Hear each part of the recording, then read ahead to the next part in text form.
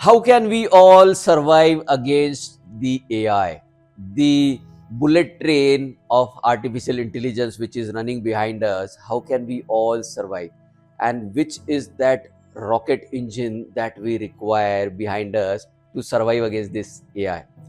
The number one thing and the most important thing, even every generative engine bot is going to answer the same thing if you ask this question to it, that what can help us survive against AI, and it will answer to you is that empathy. AI will never be able to compete against any human being on empathy, because AI cannot understand what you feel right now, how you feel right now.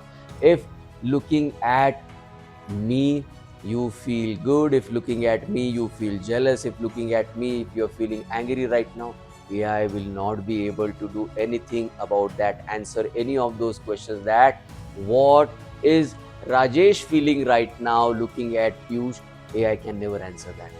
Only a human being, after looking into eyes of Rajesh, only after looking at his body language, only after looking at his expressions, all the emotions that come out of Rajesh, that is the only way I am going to able to understand what the person is speaking in front of me or what the person is feeling in front of me.